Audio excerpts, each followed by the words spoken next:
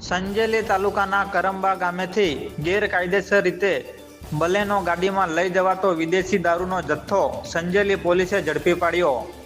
સંજેલી તાલુકાના PSI GB પરમારને બાતમી મળી હતી કે આજે બપોરે ઇંગ્લિશ દારૂની બોટલ સિલ્વર કલરની મારુતિ બલેનો ગાડી GJ01 KV 5425માં ઝાલોદ તરફથી આવી વાયા કરંબા હિરોલા તરફથી સંજેલી જવાની છે. જે માહિતીના આધારે સંજેલી પોલીસે ચારે તરફ કડક ચેકિંગ કરી પેટ્રોલિંગ કરી અને ઘેરો ઘાલ્યો હતો.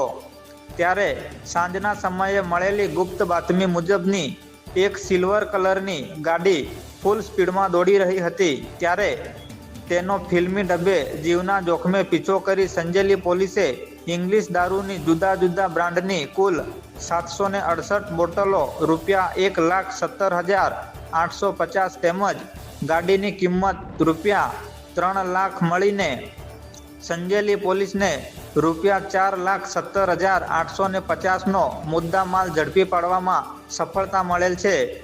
ગાડી ચાલક પોલીસનો કાફલો જોઈને ત્યાંથી ભાગી ગયો હતો. ત્યારે તેની તપાસ કરીને આ ઈસમની માહિતી મેળવી વોન્ટેડ આરોપી તરીકે વિજયભાઈ ખુમાનભાઈ જાતે ડામોર રહે થાળા લીમડી વોન્ટેડ આરોપી ગાડી મૂકીને ત્યાંથી ભાગી ગયો હતો. હાલમાં મુદ્દા માલ સંજેલી પોલીસે કબજે લઈ સંજેલી પીએસઆઈ આ બાબતની તપાસ શરૂ કરી આગળની કાર્યવાહી કરેલ છે.